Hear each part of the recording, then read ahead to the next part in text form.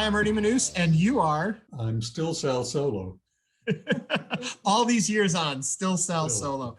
What we wanted to do, and I appreciate you agreeing to do this and sit down and go through it. We're going to take each album, the 3 albums, and maybe some other things along the way and afterwards that Classix Nouveaux recorded during their time. And something I've always wanted to do since I listened to the album the first time was sit down with you and go through how it came to be, what these songs are, what they meant, how they were written, how they were created, how they were received. And so if folks are looking for an in-depth interview of the Sal Solo life story, I have a feeling a lot of it will come out in the songs, but actually this is to take a deep dive and look at your, in a sense, literary work. So to look at the albums. And you've agreed to this. Well, it's great that only you would think of that. So you caught me kind of by surprise, but hey, why not? Yeah. Okay, so let's begin with what brought you first into the studio? How was it that this ragtag group of musicians was given a recording contract? Well, the first Classix Nouveaux live appearance was about 6 weeks after we formed.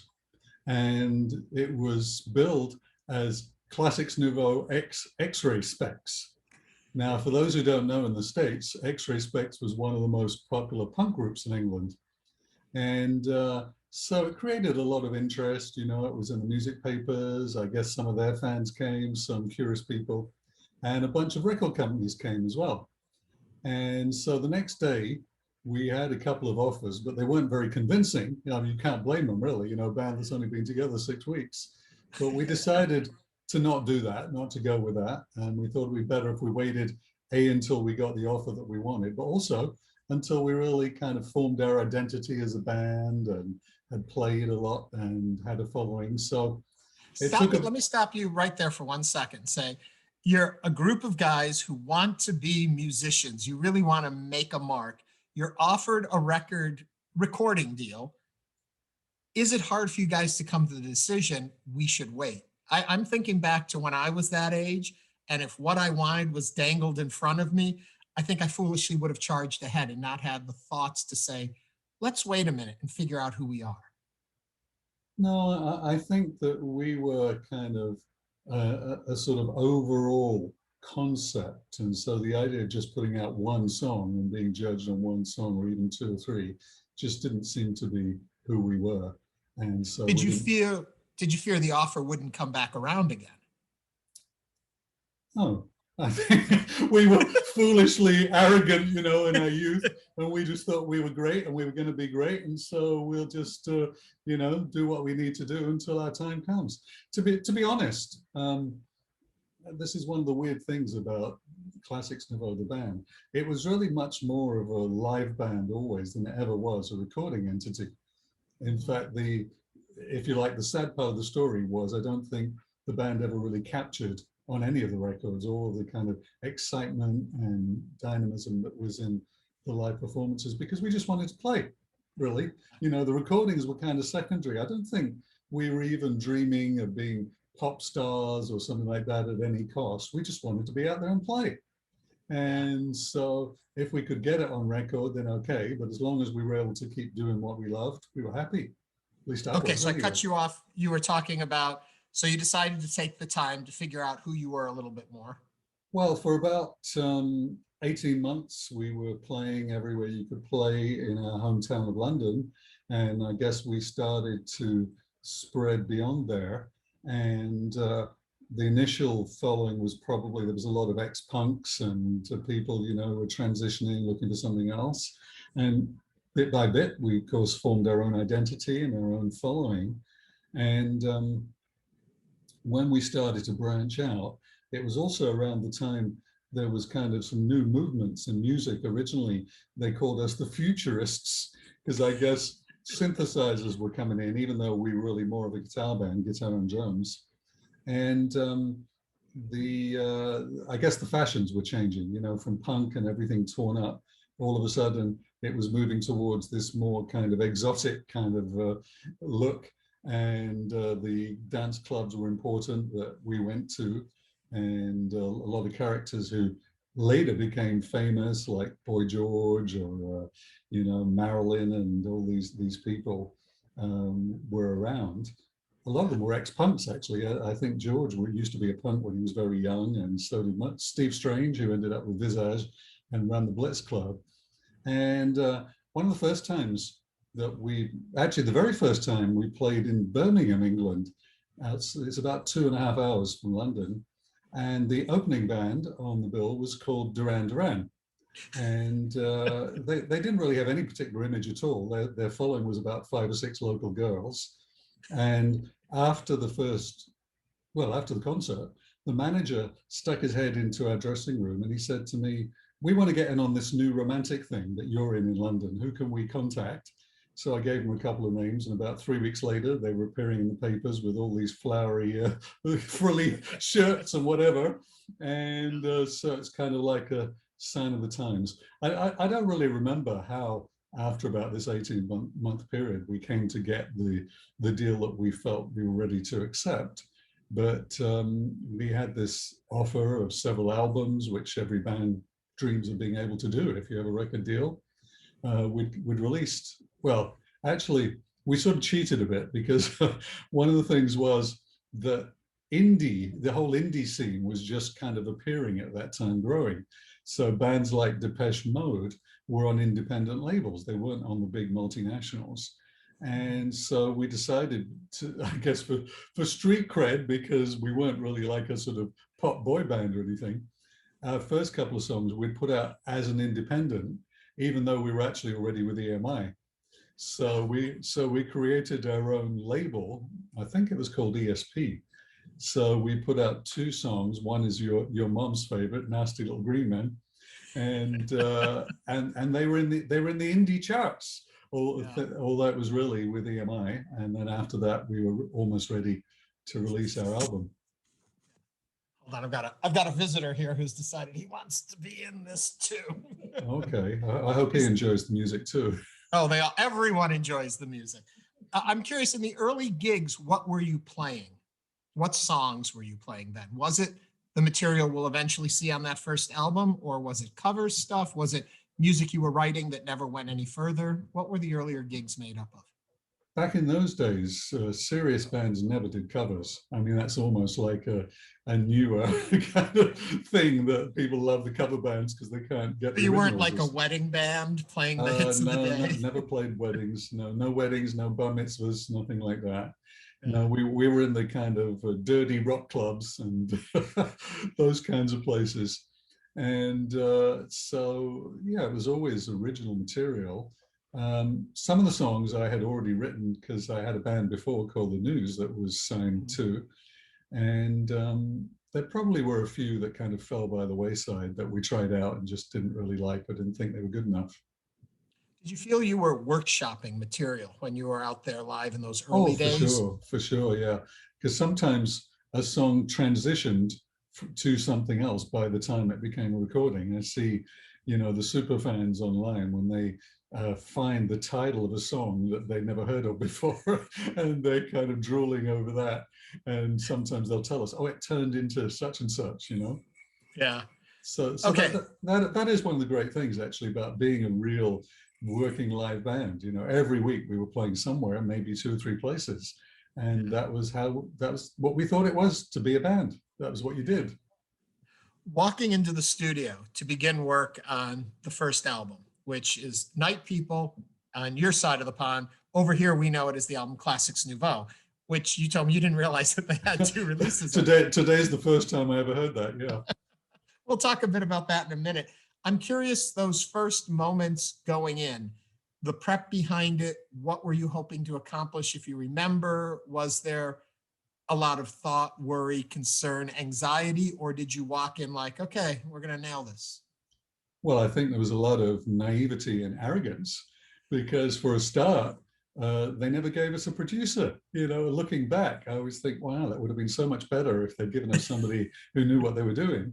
But we were just so arrogant or naive or something. We just thought, oh yeah, we can do it. I think we sort of just thought it's going to be kind of like a recording of our live shows, which were very complete in themselves. But then because it was an album, we could add a few things that would be more dramatic or more ambitious. Yeah. One thing that has always confused me, and hopefully you'll have the answer for me. The album is called Night People. There is a song called Night People. It's not on the album. Why is that? And was that meant to be on the album? No, it was never meant to be on the album. I think that from what I can tell, we kind of thought that every record was complete in itself. So therefore, you had an A and a B side, you had an A and a B side, and then you had an album. So none of our original singles or B-sides were on the album because we thought they're already out there. They've been released. They're not part of this. It was kind of looking forward, I think. But Night People was, even though the song was not on there, it was a kind of good summary of the times, because this whole thing I mentioned about the clubs and the new romantics and everything, they were night people. That's what the song was about. And so that was what we were connected to, really.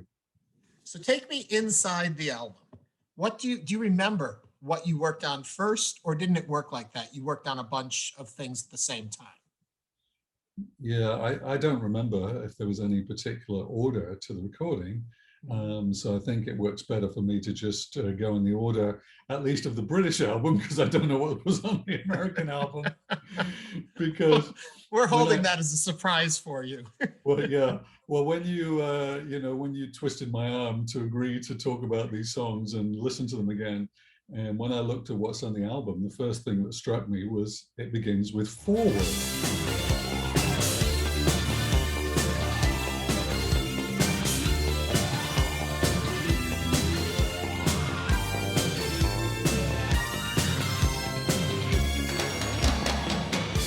So I'm saying to myself, why did we do that? And I think in this digital age of downloads, it's hard maybe for younger people to understand just how important an album was. You know, when we were growing up, probably through the 60s, 70s, 80s, an album was really an event. I don't know about you, but I can remember going to high school with whatever was my new album, that I'd bought under my arm, and all the other boys in my school, was showing off. I used to make fun of my best friend because the album under his arm was the Beach Boys. And we all had kind of, like these progressive rock albums or something like that. And so it said a lot about your identity, and all the other kids always wanted to see the album and kind of pore over the 12-inch cover, the artwork, and hear the new sounds. And I remember doing radio back in the 80s and doing an interview with an artist and talking to them about the shift from albums to CDs. And did that change the way they ordered their songs? Because with an album, you thought of it in that group of 5 usually, and it told a story on one side of the album. You turned it over and you began again. And now with the CD, you had the streamlessness. Today's day and age, none of that makes any sense to a lot of young people. Yeah, but it was something you thought about, right? Oh, totally. Because even the fact that we had a gatefold. Now, for those who don't know what a gatefold, this is the CD version of it. So it's basically like 2 album covers. So it's kind of like a book. It's like a 12-inch book. And so when we were told that EMI were going to give us a gatefold for our first album, that was really something. It's like, wow, you've really arrived, And so this is an epic event. And probably for our fans who've been waiting 18 months anyway for something like this, it was an event for them. It was introducing the band to the world marketplace, really. And so it was more than just a collection of songs. It strikes me, probably back in the 60s or something, they would have their one-hit song and then just a bunch of fillers. And then through the 70s, it went to the other extreme, where you'd have the whole side of an album would be 1 track, or the whole thing would be billed like a symphony. And so at this stage, we were kind of somewhat in between those things, where it was a total package, but there were individual songs. None of the songs were going to be the whole side of an album. But I think this idea of having an instrumental introduction to the whole thing, Forward obviously is usually the introduction to a book. And so the instrumental Forward, this introduces the album and introduces the band, really. What I think I like most about it, not knowing if it was intentional or not, it established you as musicians. It's saying we play music. We're not just here to put out songs because it's an instrumental, it's showing off what you do musically, and then you get into the songs? Well, it kind of became a bit of a feature of our band. We continued to put out instrumentals throughout the whole career. Sometimes they were B-sides, sometimes they were on albums, sometimes they were very experimental, and I see oftentimes the fans talking about them. And this particular one, Forward, it was in a style that we sort of repeated again with some subsequent ones, where it's almost like a kind of piece of classical music. Sometimes we used to play these at the beginning of a show if it was a big theater with curtains, and the curtain would come up and all the smoke and the lights are going, and you've got this kind of rather pompous kind of semi-classical music going on. It was a great beginning to a show, or sometimes the ending. In writing something like Forward, are you thinking theatrically? I don't know that I was then, because at that time we probably weren't playing very many gigs, you know. Well, we were playing a lot of gigs, but not very many big gigs, I mean. So we weren't playing the enormous theaters and that. It was really just the rock clubs. So I don't think I'd yet come to seeing it that way.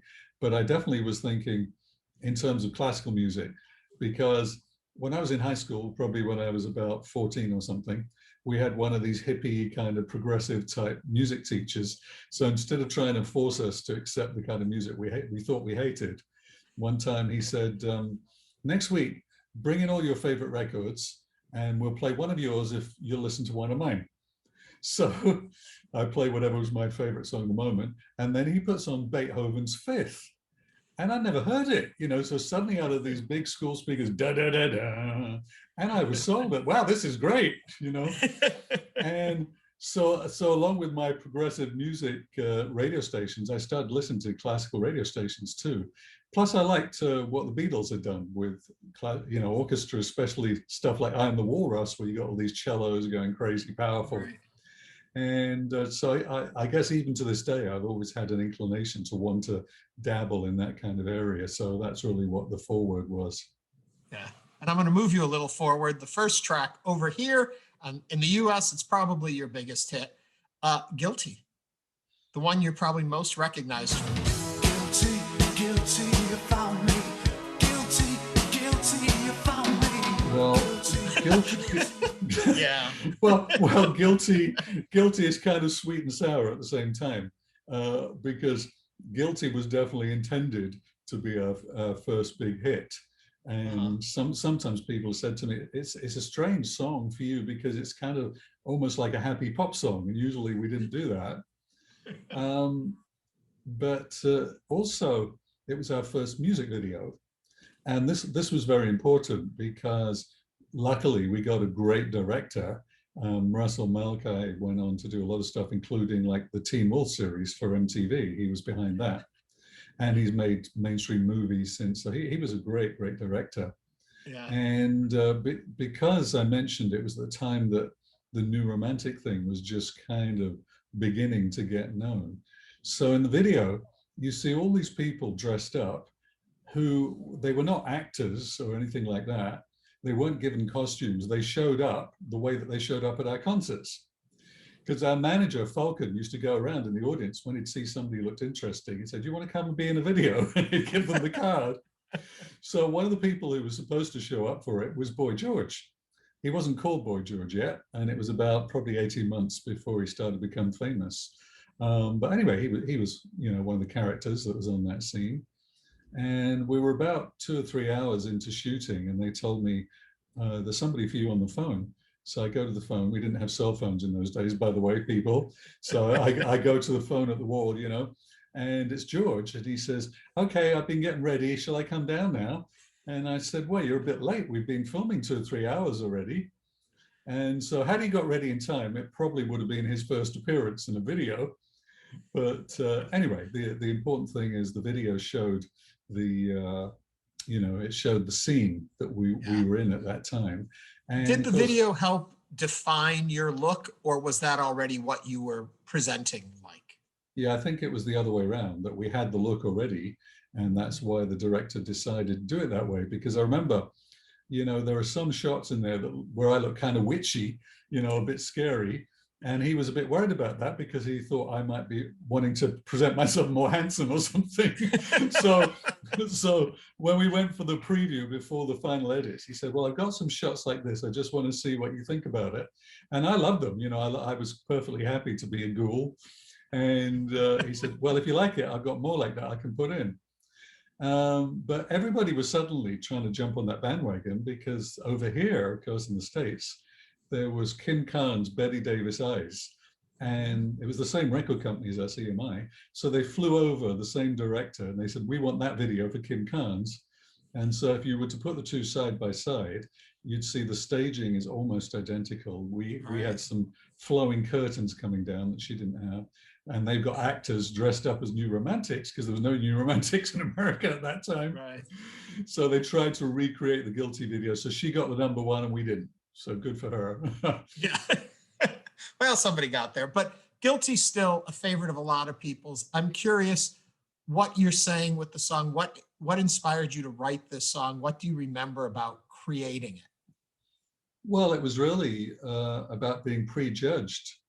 And I think what was in my mind, it was probably right at the very start of Classix that I wrote it, within the first few weeks that we existed.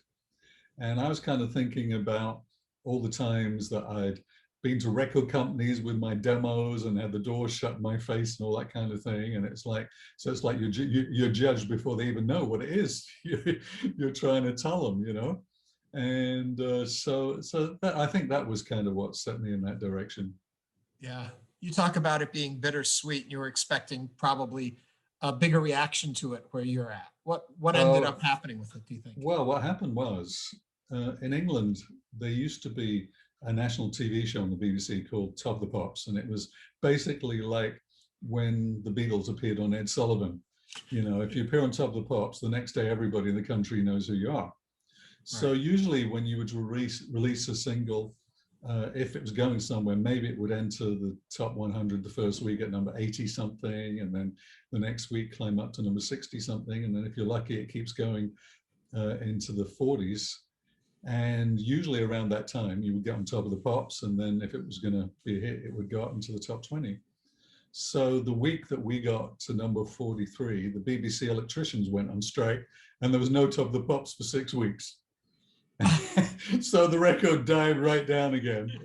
So any other time, if the song had been released 2 months earlier or 2 months later, it probably would have been a top 20 hit in England. But because of that nasty piece of luck, it disappeared, and we had to wait about another year to get that opportunity again. Yeah, but you talk about the technology and your luck with that. Over here, the luck is you have a music video, and a thing called MTV is starting, and they're looking for material to air, and Guilty gets into their rotation. And so that gives you attention over here. Well, the funny part about that was we never knew anything about that at the time. I think we might have done an interview with MTV or something when we were in New York, but we didn't know who they were. So, you know, like it was just one of many interviews that we do. But I didn't discover until many years later that we were on rotation now on MTV. Well, you were, and that's where now we know. So many of us found you. But there's one thing actually also to say about Guilty as regards the fans and the live shows, is even if you were not at any of the concerts ever, you've either seen in the video or in photos me with this big angular mirror guitar thing. And so when we were playing Guilty, I used to have 2 spotlights coming down onto the mirror of the guitar, and I'd be shining the spotlight around the audience in the arena. And so this was one of the special moments of our live show. So anybody that was ever at one of our live shows, that's what they would remember about Guilty. Okay, you know what I'm going to ask. Where's that guitar today? Well, my friend's first son, I kind of gave him a lot of music as he was growing up. When he was 5 years old, I bought him a drum kit and for Christmas or something, and the mother immediately put it up in the loft as soon as I was gone. But anyway, he grew up to be a bass player and a big fan of the Red Hot Chili Peppers. And when I left England, I gave it to him, and he tells me he still has it, and it's his prized possession. Yeah, that's cool. Okay, Runaway. Next song on the album. You can never run away from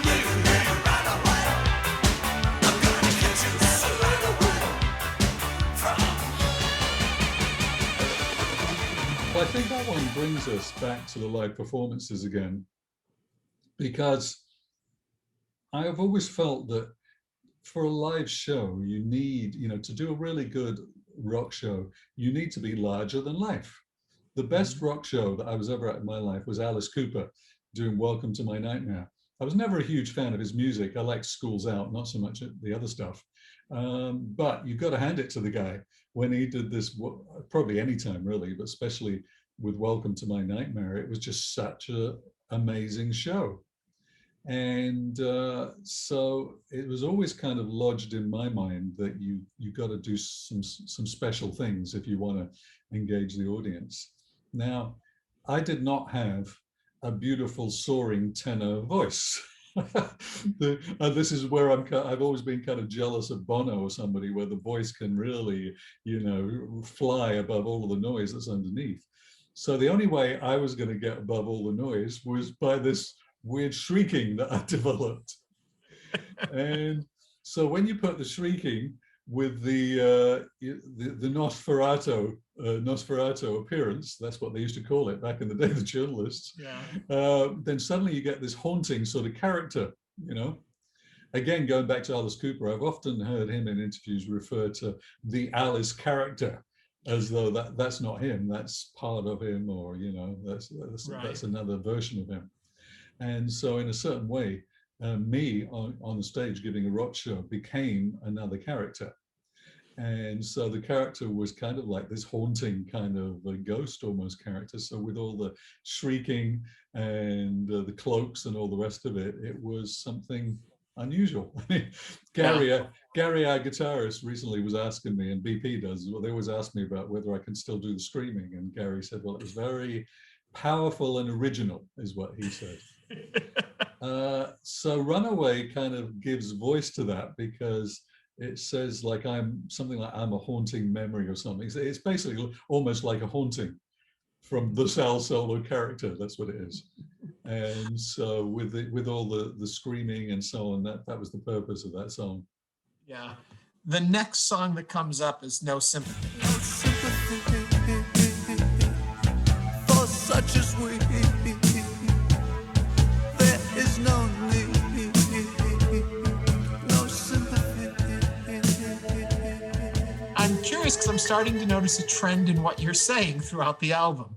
Are you giving us a message with the album as a whole, or is each song an individual creation? I think that's hard to answer so many years later because I cannot really quite get my head back into my head at that time. So I think maybe we better decide on that when we get to the end of this interview. I'm really not too sure about that, but the trend that I see, or the thread that I see coming to Sympathy, is it was another great live number. It was this one I always associate with great lighting and all the smoke and everything. You see, back then, there were two outstanding lighting guys in London of the younger generation. So one of them went with U2 and one of them went with us. And so he was kind of almost like a fifth member of the band. He was very creative. He was a piano player and he used to play the lights like he was playing a keyboard. I would sometimes just catch a glimpse of him up in the balcony, and I'd see he never looked down at the faders. He was always looking at the stage and doing his thing. So all the lights would be coming and going with the music. So the other thing about this No Sympathy is I played keyboards on this live. And that's a funny thing for me to look back on because ever since computer music has come along, I barely ever touch a real instrument apart from a guitar anymore. But back then we had to actually play what we wanted to hear. And so I was playing keyboards, and it was this particular song, of course, it's got a kind of mystery to it. Mm-hmm. And in a certain way, it's one of the two songs on this album which I think best captures the new romantic vibe in the music. Because a lot of times people think of the new romantic thing as being just about the clothes, and it was about the clothes and the look, but also there was a particular kind of sound and feel to it. The music that was played in the clubs like the Blitz was always a little bit kind of left field, slightly disturbing, maybe there was touches of Eastern influence, obviously very electronic, but it wasn't like the kind of music that was normally out there on the pop charts or on the radio. Right. So, If you were to take the first four songs that we've talked about already, they are all distinctly different in style and sound and approach. Are you finding your way on this recording, this album, or is that part of the plan to present the different aspects of who you are as a band? if we ever had, we never talked about it, but kind of in our minds, if we ever had a model of what a band should be like, making records, for me, it was probably the Beatles. Mhm. And so the task is, the challenge is, you just make the best music you can. You don't say, hey, I'm this style, so I only play in this style. For the other guys, especially Mick, it would have been Bowie, because they were, especially Mick was a huge Bowie fan, and the other guys were too. And so Bowie, of course, would one time do a kind of something with a beat to it, and then he'd do a ballad, Life on Mars, and the next album he'd be doing funk. So the idea of not being limited, I think, was very much our thinking. I mean, it's not to say when you get through this album, you have a distinct sound that is you guys. But each one, when you look at these songs, they are very different in their, like you're talking about, Guilty is one kind of a pop tempo. This one's more serious and dark. The other one's an instrumental. It's just interesting how that all comes together. When you write, what is the process of writing for you? Does it happen in studio and you're all jamming and playing and find something? Or is it more solitary and you write out something, write a lyric, write a piece of music, and it evolves that way? Well, it's both. It could be either of those things. And on this album, as we progress, I can point out, for instance, some things that might have come around through jamming. And then there's others that I did do on my own. Some of them I had before Classix Nouveaux. And so there isn't really one process, even to this day. For me, you owe a song the kind of respect to just give it your all as though it's the only thing in the world, whether it's an album, whether it's a recording. And it's something I learned in the music business from being with the top labels, with the top producers, that you don't just throw away a song, you don't just throw away a production. The fact that when you're recording, you're listening to every detail. You know, is that the right sound for the bass? Do we have too many instruments on at this point? People who've never experienced it would probably just never guess the amount of work that would go into just hearing one song. I suppose they still present it on TV shows and movies like everybody's just in the studio plugged in, here's your song. It goes down to the recording. I don't think it's ever like that.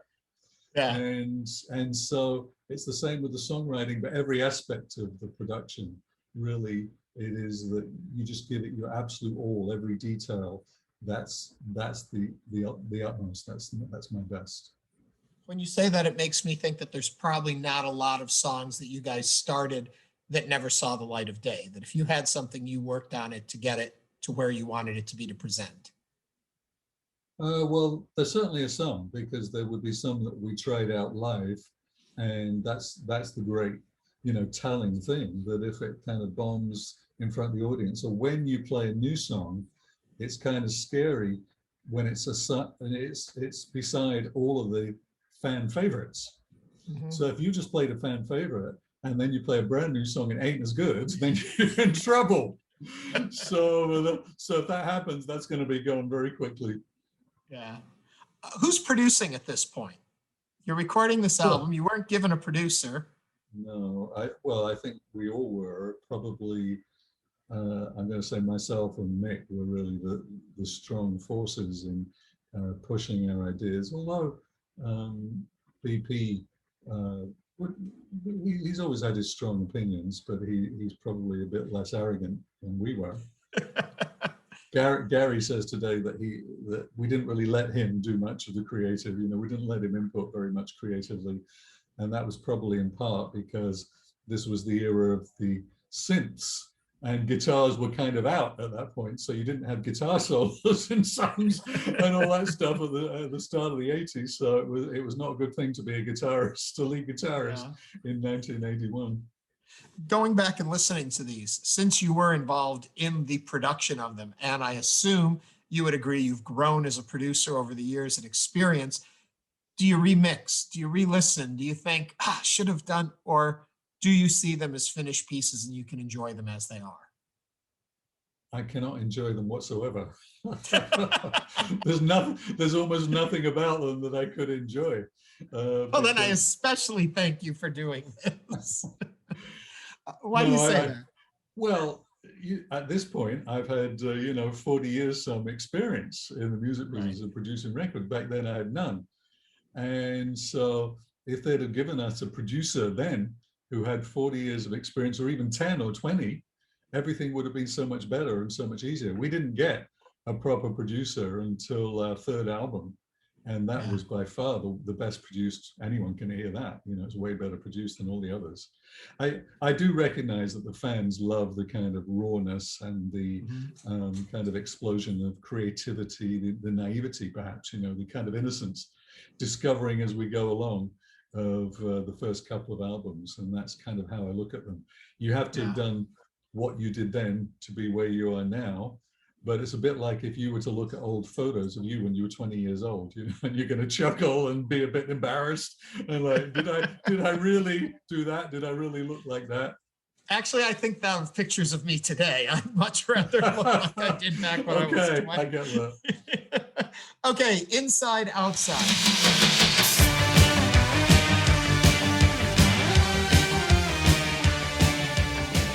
First thing that strikes me about this song is the odd choice of where you break the lines of the structure, of the lyricness of it, of the poetry to it, how you'll come to the end of a line and slip into the first word on the next line. And I thought that was really fascinating. Well, it's interesting, as you know, that recently we put out a new version of Inside Outside. And so out of all the songs that we could have gone with after all these years, all the members of the band found this their favorite. And I cannot exactly explain to you why it is, except to say that it is unusual. It is very unique. It's not the most commercial song, obviously, like Guilty. It's not really a pop song. And a lot of things about it are, you mentioned the lyrical structure, but even musically, a lot of people love what they would call the big synth riff. And it kind of sounds almost, when you go back and look, it sounds almost like a kind of Eastern Snake Charmer tune or something. I really just don't know how we came up with it, but it was very much of the times, because one of the things I like about this is it almost encapsulates the new romantic thing more than any other song that I know, because of all these weird elements. It's kind of a bit, it's a bit electronic-y, it's upbeat so you can dance to it, it's kind of left field and a bit weird. And also in the lyrics, it's talking about a kind of, I'm going to call it a hopelessness.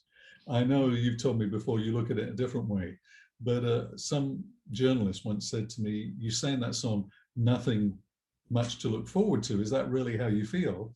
And I said, well, that's how my generation feels. Because coming out of the 70s and the punk thing, the 70s were a kind of depressing time for a lot of people, especially people who didn't have money. So that means all young people. And the punk thing was a reaction to that. And even the new romantic thing really was a reaction to that, in that it was total escapism. See, when people like Boy George used to show up at a club at night, dressed like a peacock, he was coming from a squat. He was squatting in a derelict home. And getting in the song Night People, the B-side, one of the lines says something about they go and get the night bus home. And it's kind of funny now to think of George and all these people who became famous lining up just to get they probably paid like 50 cents or something to get the bus home after the club. So this is what we were living in, and this is what I guess I was trying to voice in these songs, especially this one.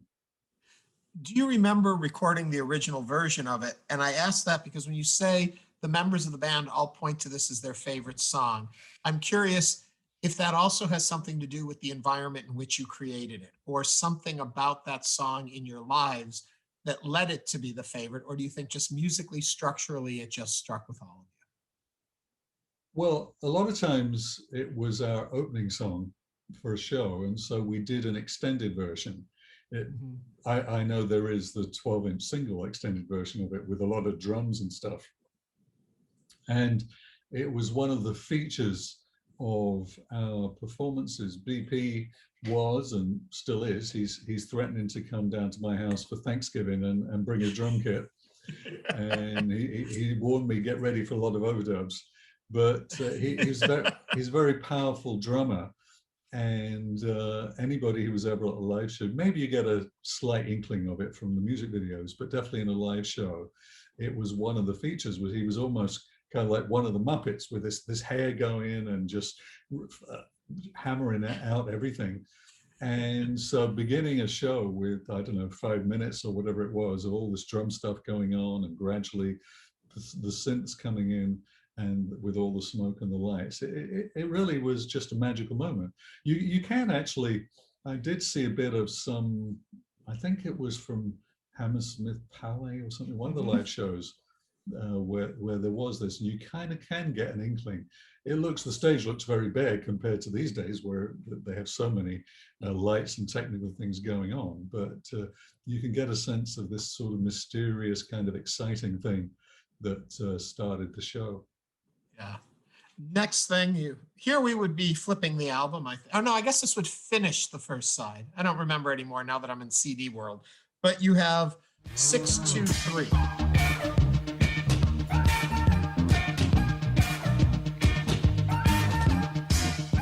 What does that mean? Well, I cannot tell you what it means because I don't really remember how those numbers came about. But what I can tell you is that it illustrates what you were asking earlier on, and that was about the jamming side of things. See, we would get together in rehearsal studios for a few weeks, either when we were about to go on tour or we were working out new material. And I seem to remember myself going out of the room for a while. I don't know if I had a phone call or something. And then when I came back, they were playing this sort of pseudo reggae type beat.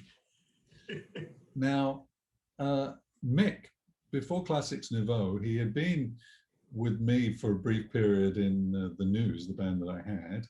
And then in between that and Classix Nouveaux, he went and auditioned with different bands, different people. Some became famous. One of them was Elvis Costello. And so he's playing with Elvis Costello for a little bit. And Elvis Costello at the time had a hit called Watching the Detectives, which was like a kind of reggae song. Mm-hmm. And so I think that got Mick thinking of playing a reggae bass line. And so when I come in, they're all excited about this. So I just picked up this little portable synthesizer. It was called a Wasp. And it was about the size of a MacBook today. So it had a small keyboard on it. You had to put batteries in it, but you could almost get it to sound like a mini Moog. And so I just started playing melodies on top of what they were doing. And that was 623. It's still, and I still don't know why, because it sounds very flippant and lighthearted. I guess it's kind of almost like the commercial break from all the serious stuff. Right. But we used to play it live and the fans used to go crazy for it. And probably to this day, the super fans still love it, I guess. And you can't tell me why it's called 623? I have no idea why we called it 623 or why we had 627 and all these others that came afterwards. But anyway, it worked. Every home should have. I found something in my phone. Every home should have one. Micro camera, microphone. Every home should have one. Every home does now. Every home has a micro camera and a microphone. I know that's not how you intended it when you said it, but interesting song. What are we talking about here? Well, I think you hit on something that is quite interesting, important, because I see a lot of the fans often when they're talking about this. It happens to be one of the fan favorite songs, which surprised me because I just would never have guessed. But yeah, when they're discussing their favorite songs, this is it for a lot of people. And they also write about what you just said. It's like, well, this was prophetic, 40 years ago, this was about what we have today. And I think on the one hand, I was kind of fascinated with technology. The 80s was an exciting time because there were so many new things coming in. So some of them were good, you know, some of them were kind of seemed like scary UFO stuff. And we certainly could never imagined today we really would be all living this way through the technology. Well, if But people simply look at it that way, I think they're missing the bigger point of what the song is about. It's actually about us being observed and watched and monitored, well, not that yes. we just will have the technology in our hands. Well, yes, you're exactly right. Because since then, in London, there are cameras everywhere. Mhm. Here, there'd be a lot of fights put up about that, you know, personal liberty. But in London, bit by bit, every public space was having cameras put up. And so it really seemed very George Orwell at the time. We hadn't yet hit 1984. So it was like, well, what's it going to be like in 1984 then? It's going to be just like Orwell said. The other interesting thing about this song is that I think it was one of the ones that I wrote before Classix. And so after my band, The News, fell apart, you see, what you described at the beginning about when we got the first offers for Classix, I did have with this band, The News. It was like from nowhere, suddenly we were offered a record deal and they're giving us all this money and we could buy all the best equipment and everything. And we were put in the studio with a very well-known producer who discovered Genesis. And we recorded 3 or 4 songs and they didn't like them. So then they put us in the studio with a different producer to record the same 3 or 4 songs again. Incidentally, one of them was La Verite, which was the title track of our second album. But anyway, out of that session, they put out 1 single and it had barely even hit the newspapers. And they said, all right, we're dumping you. And so even though we supposedly had a 5-year deal for hundreds of thousands of pounds and all this kind of thing, we were out, back on the dole, really. And so I was kind of saying, I'm never going to do that again.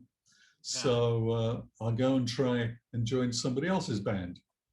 So at the time, when there was no internet, really, the way that you found things like that was through classified advertisements in the back of a music paper. There was a music paper called Melody Maker. It had pages and pages. So you'll find over the generations, hundreds of famous musicians found their bands or vice versa through Melody Maker.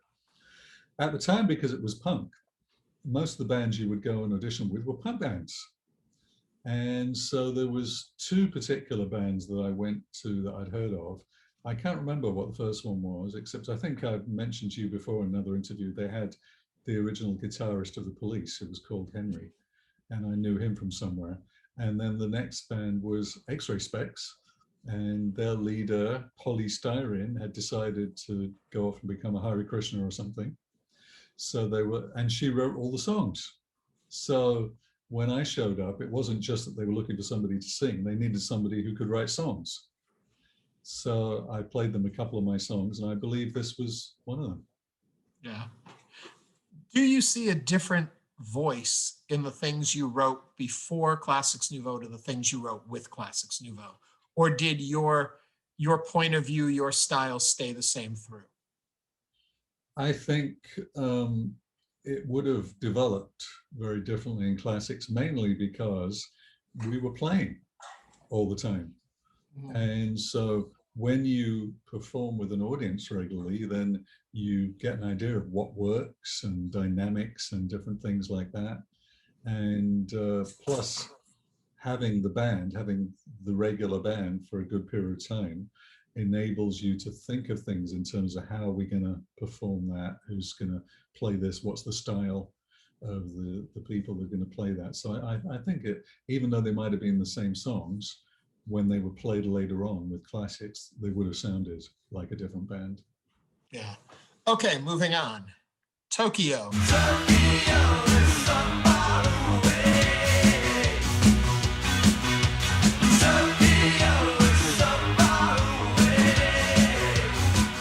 Again, somebody's got his finger on the pulse of what's happening in the world. Well, yeah, that's interesting because I always think of this as a Mick song because Mick very much liked kind of I suppose you'd call it power pop, or they used to call it new wave at the time. Mhm. And so it was the thing that came like just after punk and just before kind of new romantic and electronics. So it was kind of very stripped back basic pop. It was things like the Vapors turning Japanese, was a good example. Yeah. And so he tended to come to me with songs like that, and I didn't quite feel them because I was looking for things that were more, I don't know, had a bit more depth to them and a bit more drama. And so oftentimes I would, at least in the lyrics, try and insert something that was of a bit more depth. And so as you rightly observe, we had not been to Tokyo at that time, but what we knew about Tokyo was they were kind of, taking over the world with all of their creativity.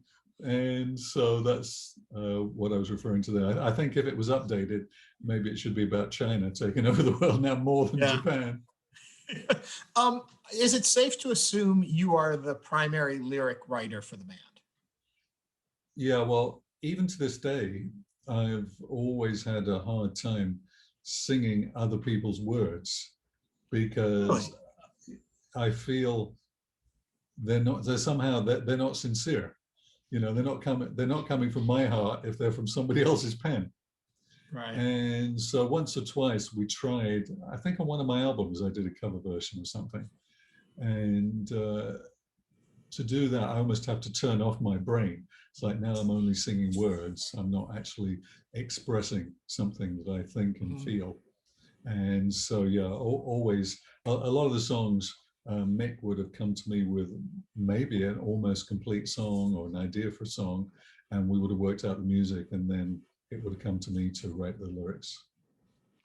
Is it easier for you or more comfortable for you to have the music first and then write the lyrics, or are there moments where the words just come out and then you find the music for it? Almost always the lyrics fit the music. There might be odd times when I get an idea for a phrase or a title. There was a time later on where somebody gave me a couple of poems that I liked, and so I somehow fit them to a song. But I think that I would always want to have a finished song before I wrote the lyrics. Or a movie. One of my favorite songs on the album. When you feel you are lonely, you think you're the only one who feels that way. You sit watching the wall, feel like ending it all if no one calls to say, hello, how are you today? Why not come and see a play or movie? I absolutely love it. I love the feel and the pacing of it. Curious where this comes from.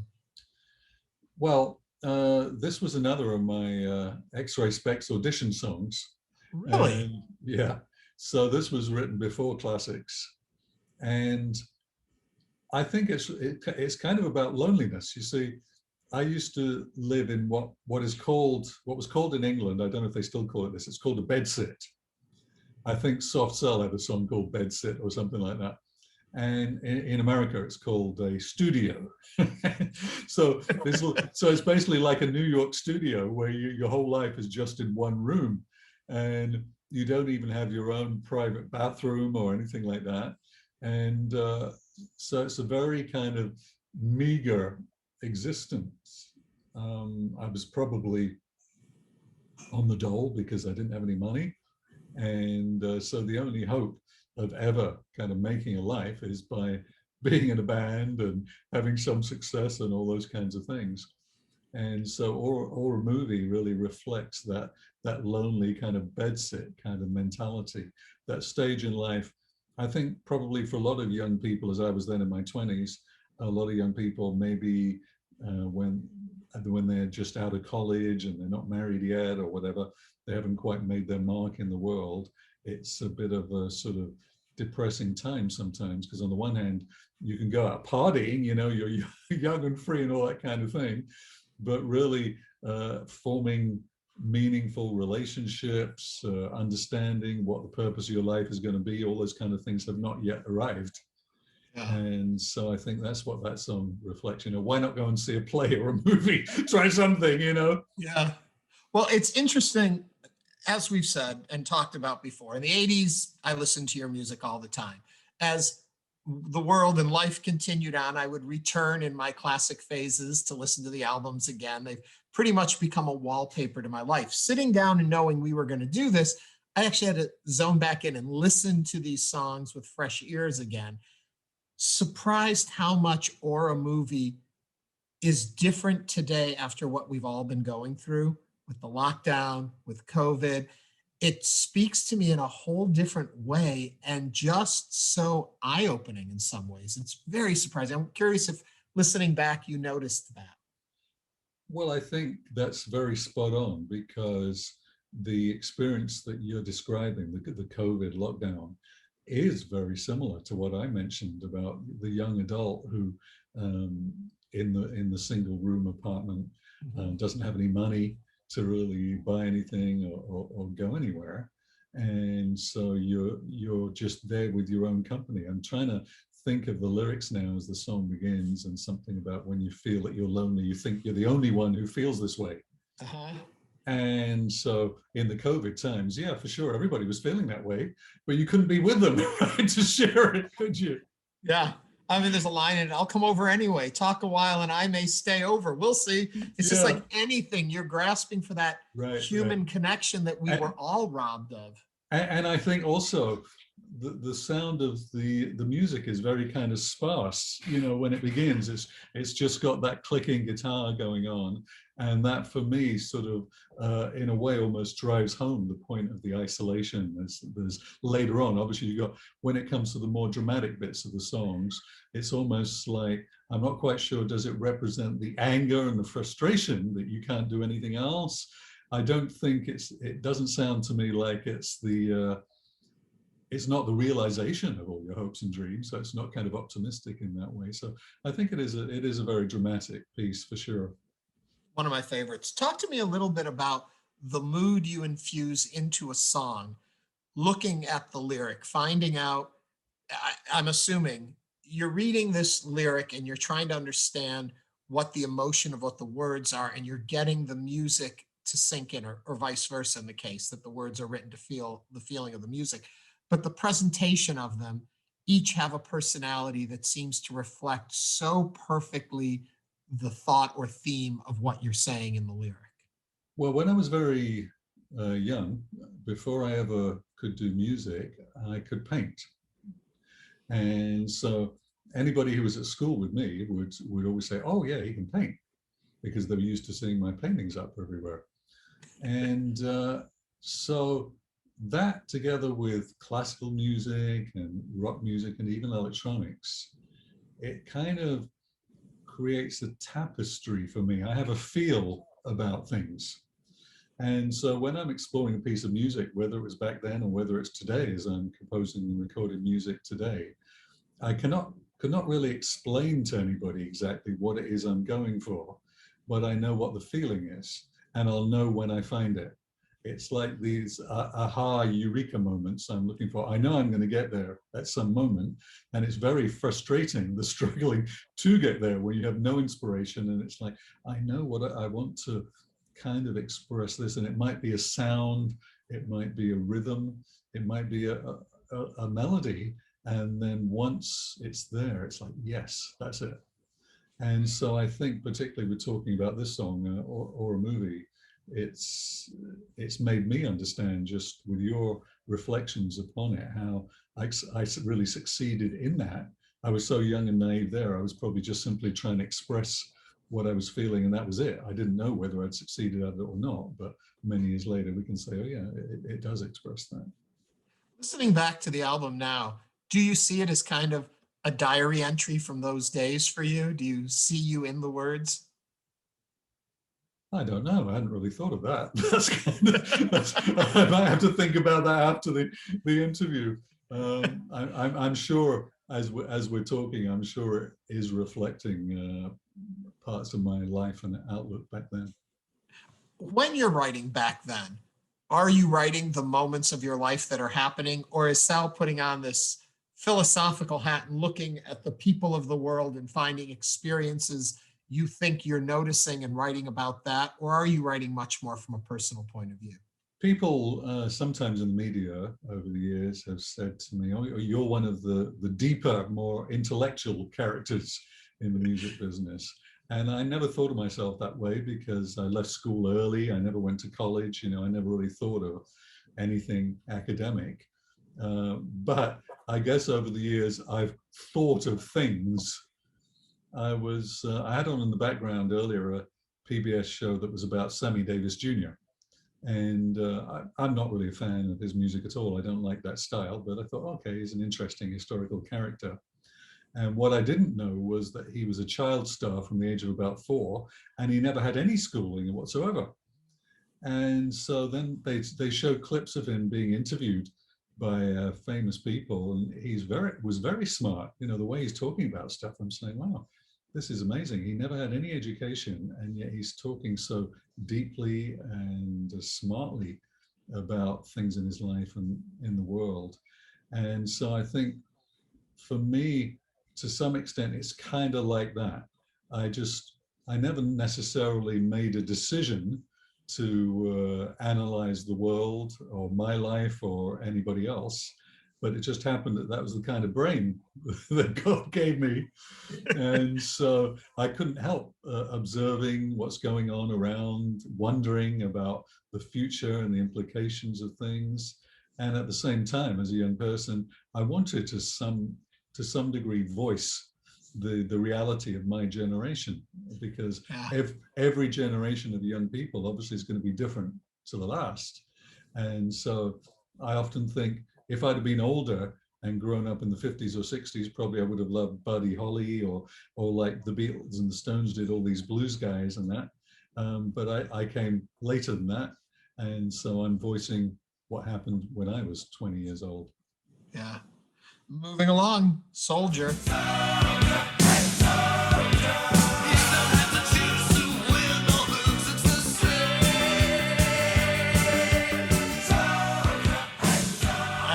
Always think Soldier is a song about, resisting war, and that's not what it's about. No, this is another very much a mix song.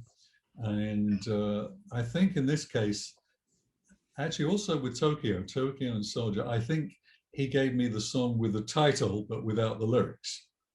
And so I had to find a way of making this work for me.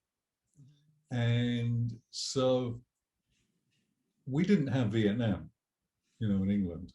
Right. So we didn't have this big history of protesting wars and all that kind of stuff. It was something very distant. But even to this day, when I see stuff about World War II, historical stuff, or even more so World War I, really, where it seems like all of our young men were just thrown out to be cannon fodder and just left there with nothing really.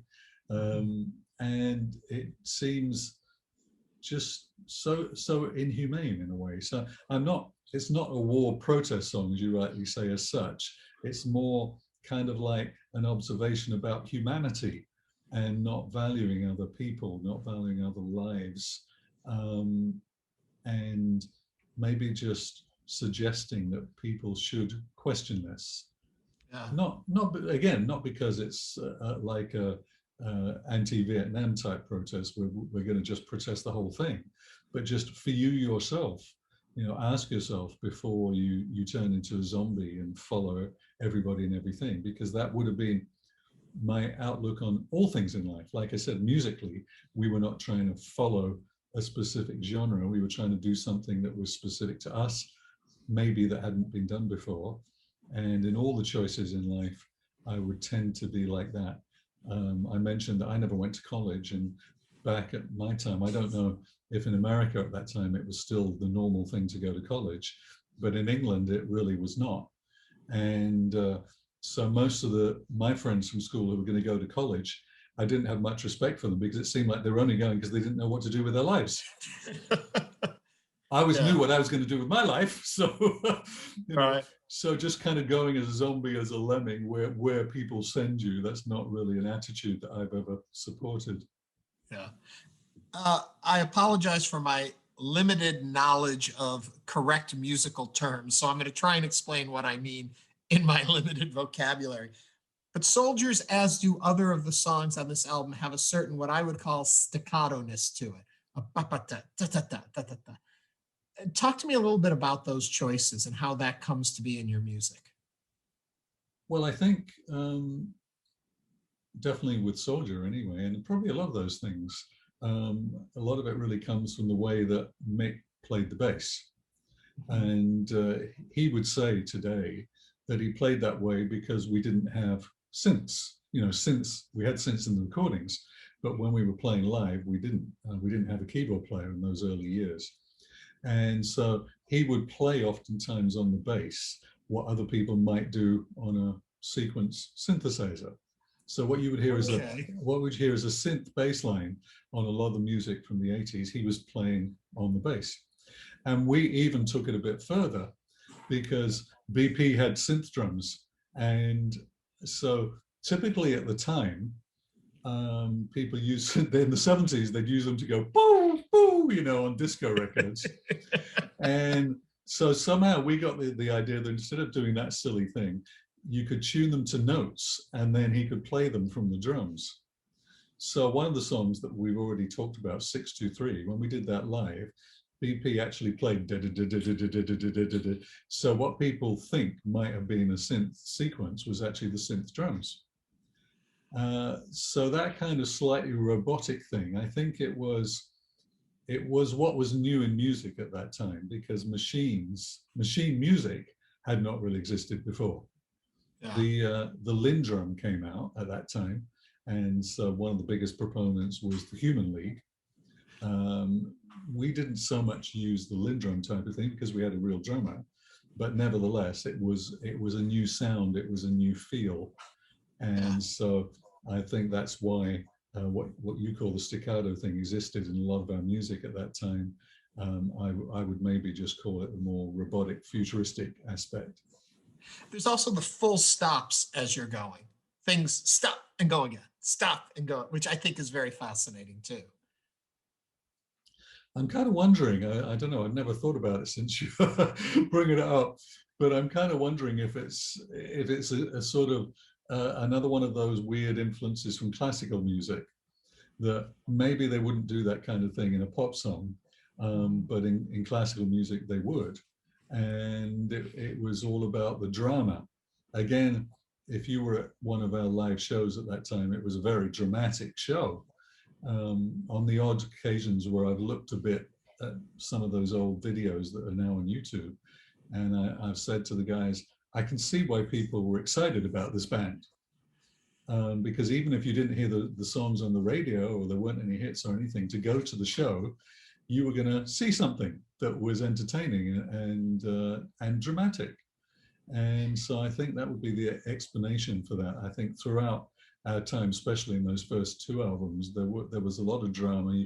You mentioned stops and starts, but also the kind of highs and the lows. The very sparse moments. There are very kind of pompous, almost symphonic moments. Talking about drama, we get to the last song on the album, Protector of Night. Things were always so clear to me. Black was black, white was white. Who is bringing these tears to me? The protector of night. Well, granted, you start with a foreword. This almost seems like the epilogue, the closing of the chapter, but also knowing now what comes next, the next album, I feel like you're presenting to us where you're going next musically. Talk to me about it. Well, I think the first thing that you said is probably more what I identify with, because we never played this song live. And so it was created purely for the album. And I think probably to be the closing song on the album. Now, modern day discussions, I've seen a lot of people saying this is like one of the early goth songs. And if the band had continued to play just this kind of music, it would have been an amazing goth band. Well, nobody had heard of goth at that time. It wasn't a thing. But I know what they mean. because it is very dramatic. It is very dark. It does have this kind of symphonic element to it, especially in the end. It's got this, I can't remember if it was actually cellos or we used synths or whatever, but this sort of thing going on at the end. And so it's a little, for me, it's a little kind of homage to the Beatles and I'm the Walrus, where the ending goes on forever. But but it also is, it also kind of captures the scary character from the stage without any screaming. But this time it's more the dark side, because I kind of wondered, why did I call this the Protector of Night? Because this one, it's not about the night people night. Obviously, it's not about the clubs and all that kind of thing. It's more like I picture graveyards or something like that with this song. So the Protector of the Night suggests something kind of dark and scary. I guess when I was a kid, I always liked things like Bela Lugosi's Dracula. And I was always bummed that I was too young to be allowed to stay up and watch those movies when they came on. And when I got old enough to watch movies like that, I still to this day would find it kind of funny and awesome at the same time, because one of the things about those old movies is they didn't really have background music. And so every time Dracula is kind of walking down a staircase or something, looking like he's about to kill somebody, all you hear is, you hear the background noise of the film. And every once in a while, if you're really lucky, you might get a bit of the dying swan turning up. And so there's just something that is so kind of weird, scary about those movies, long before the slasher movies. It's kind of disturbing. And so I think that's what I was going for here with the Protector of Night. It was something that was a bit sort of disturbing. And maybe what you say about getting ready for what was to come in the future. It's like, we're not finished yet. This is not complete. We don't want you to settle down. Don't sit down and say it's over. Would you say that this song was written late in the record, or a later song, or was it, there's no differentiation when you wrote it? I understand what you mean, because I cannot say for sure, because I don't really remember, but I think you're probably right, because it certainly was not around before Classix Nouveaux. It wasn't with Or a Movie and those kind of songs. Because we didn't play it live, it could not have been around in the days before we started recording the album. Okay. And so I'm thinking I probably did write it specifically just to be the ending of the album, like rather than doing an instrumental this time, to do something which was kind of somewhat instrumental, but just had that that vibe that the album started off with. I won't belabor it anymore, but I feel as though if that song were on the next album, it would fit in perfectly. It kind of has a lot of that feeling. And we'll talk about that on our next video. But what we still have to talk about here now is, so, Night People, explain the watch. Well, now that we come to that, I'm kind of a bit embarrassed by it, because it seems so cheesy and obvious that we were with the biggest record company in the world at the time, EMI, so they had a huge art department. And even though they had a huge art department, they used to actually hire other companies, graphic arts companies, to come up with their designs and their suggestions. And so when we decided we were going to call the album Night People, obviously whoever was in charge of the design just thought, oh, Night People, here's a watch, it's 10 minutes after 10 or whatever it is, 10 at night. And so it was so literal. I regret that we accepted that. But I think we didn't know any better. And then if you open the inside of the album, you see this weird, scary picture where I've got my Dracula cloak and everybody's in tons of makeup, and it looks like we're in Hawaii or something at night. Yeah. And I remember when these photos came out, the art director saying, wow, you've got heavy makeup there. And me saying, have I? I don't know whether I didn't really realize, because everybody I knew was kind of having heavy makeup, compared to Boy George. This was tame anyway. Right.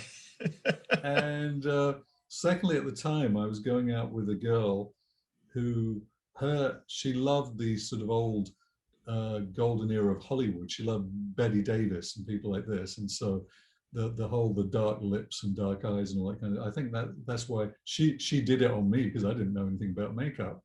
So Yeah. she did the makeup, and so she obviously did me as an old Hollywood movie star or something. I mean, some people would say it is Bela Lugosi, but anyway.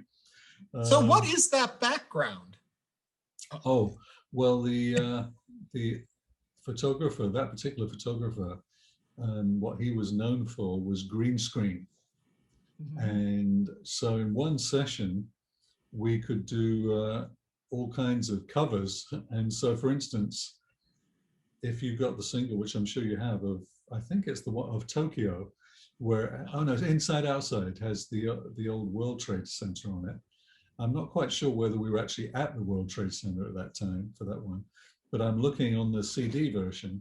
On the inside is the cover of Tokyo. So there's some tall building that looks like it could be New York, but we were never there. That was just a backdrop or a projection or something.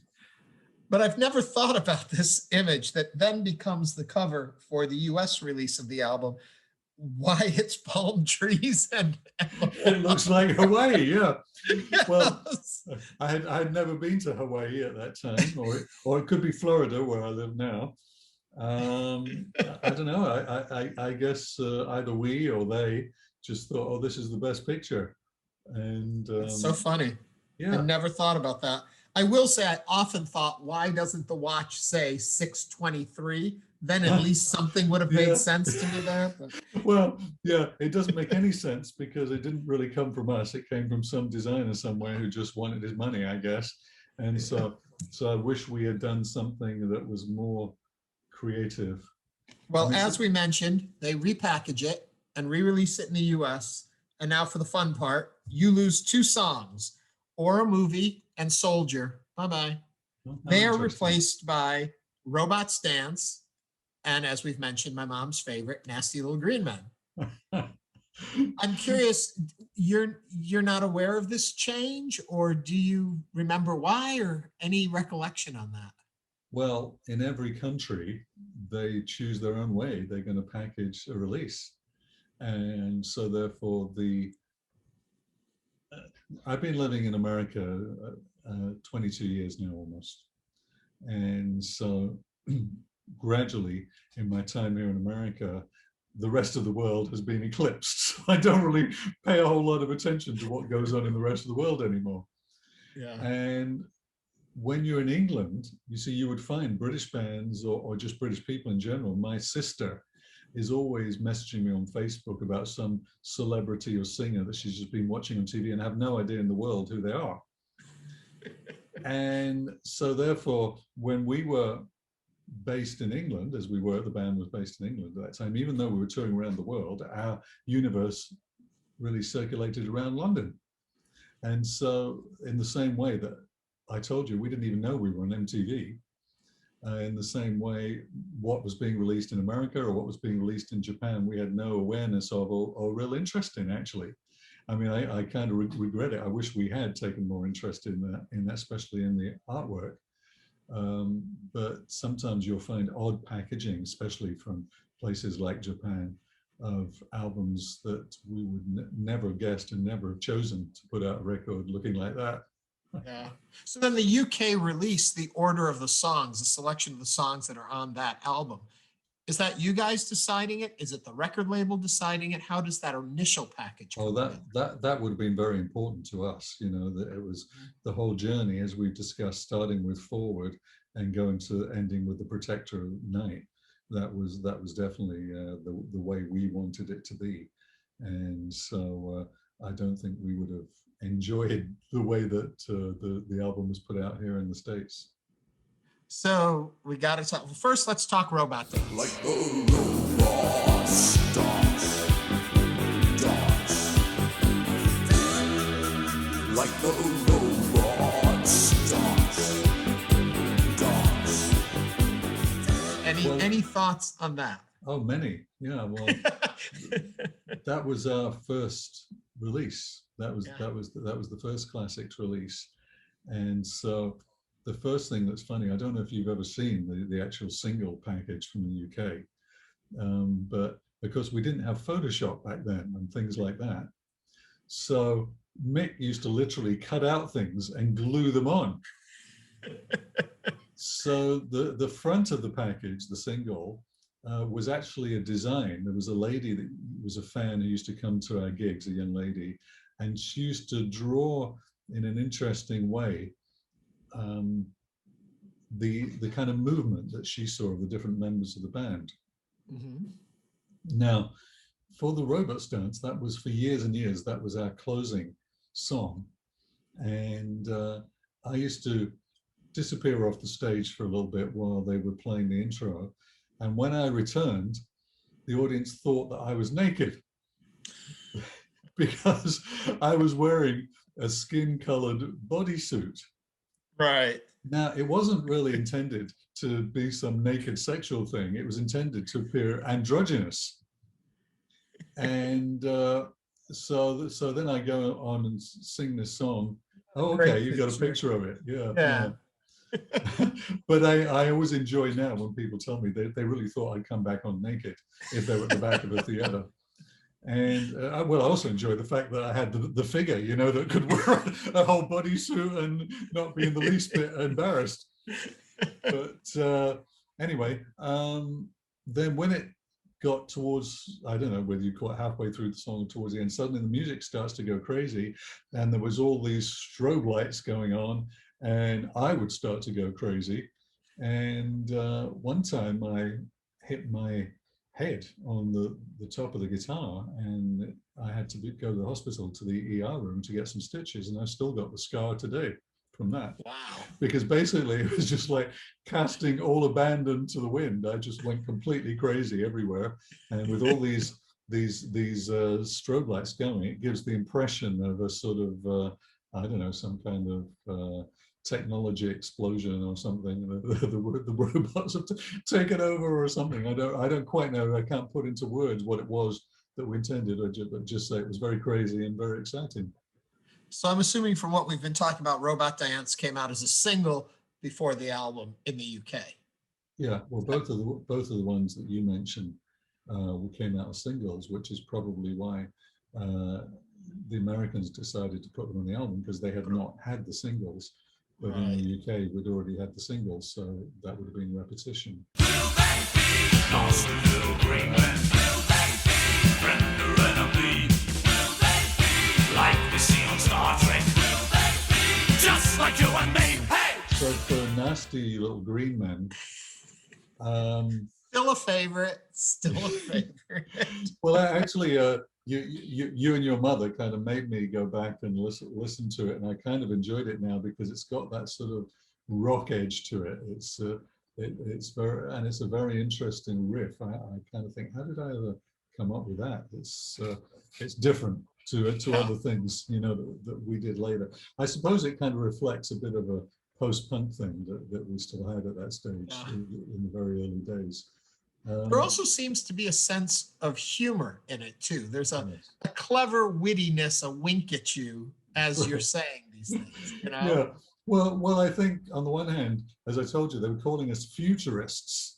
And so both with the Robots Dance, but especially with Nasty Little Green Men, there was a sort of humor about the way that our generation was going. But also, as I mentioned to you, the old black and white movies, not just the Bela Lugosi's, but all the 50s ones, the Man Who Fell to Earth, no, that's a Dave Bird. I forget, the Day the Earth Stood Still, and all these old, you know, crazy movies. Because funnily enough, after let's call them the new romantic clubs would close down on a Saturday night in the early hours, there was a movie theater in London which would be open all night, and they'd play these cheesy old black and white movies. So we would all pile out from the music club, the dance club, and then go and sit in this this movie theater until daylight came along. We were the night people, you see. And so again, all these sort of stupid 50s sci-fi movies they were so funny, but they almost had some kind of a connection to our youth culture of the time, because they were larger than life. They weren't quite real. And so, if aliens come, will they be nasty little green men? It just kind of, it did express the humor of that moment, of that time. It's amazing the power of music and the melody line and how it can stay with people. And my mom is up there in age now, and she's having trouble with her memory. But we were playing some of the music today, and when we got to "Will They Be Just Like You and Me?" Hey, she was singing along. She remembered that specifically. It stayed with her, that hook, the hey, the whole feeling of that song. And it just fascinates me how music stays with people and they remember Well, pieces yeah, and yeah. parts. There is some kind of a documentary movie that was made when the iPod was invented, and they took some iPods to an old folks home, and they gave them each an iPod, and then people started waking up and reanimating and everything, and they do interviews with the old people in the movie, and they're saying things like, "Wow, when I heard that song, that just took me back to when I was a girl," that kind of thing. And so you're quite right, and in a sense, I think it's given me more respect for the music now in my old age, and for the fans. For many years, I would not have understood really why were the fans so crazy about this old music. That's come and gone, and we've done that. We're in a different place now. But the very fact that it conjures up all of those emotions, those memories, those thoughts, tells me it has a value that I just would never have guessed at when we were creating the music. Yeah. Last thing before we wrap up this journey through this album, I'm curious, listening to it back, final thoughts on it. Well, I think it's kind of like a time capsule. Obviously, it is for us individually, those of us who were there. But when I was very young, let's say we could listen to a Beatles record, and that would always bring us back to the 60s. For the guys in my band, it probably would have been the Bowie record to the early 70s before we had a band. So for a lot of people in the world who were young in the 80s, especially the early 80s, this represents those times. And so I think that's really the value of it. Like I said to you, I would change everything if I could now, but the fans would not want that, because they want it to be as it was back then. Are you thinking, I know you had mentioned to me that you have returned to one song and you guys have released it. You've played around with some of the music. Could we look forward to any from this collection being revisited by you gentlemen? Well, I'm kind of in two minds, because we certainly had no intention of any kind of Classix reunion, didn't even know if such a thing would be possible. But once we had the idea to remake one of the songs, what we were hearing from the fans all the time was, "What about new songs?" And so we do actually have a version of "Is It a Dream" that we could finish and put out. But I've started to think, that once I started writing new songs, I feel the new songs are at least as good or better, and we're sort of more excited about them. So why rehash old songs and mess with the soundtrack of people's lives when we can create something for all of our lives today? So I'm kind of leaning against doing remakes anymore. You got me very excited there. Well, BP has always messaged me on Facebook. He's been practicing these new songs. He said, "This is going to be great when you hear this." So I hope that we do manage to get that done at some point. So from the very first album to potential new music, that's what we've covered today. We're going to sit back down, get together, and go through the next album on the next video. And I can't wait. That one, I will, my little spoiler, it's my favorite of all the Classix Nouveaux albums. So from first moment, first sound to last moment on that album, that one is my album. But We will talk I'm about gonna have to listen back then and find out what's on there. You're going to have to. And I'm not even going to say anything about it because this is why people have to listen to the next video and watch the next one.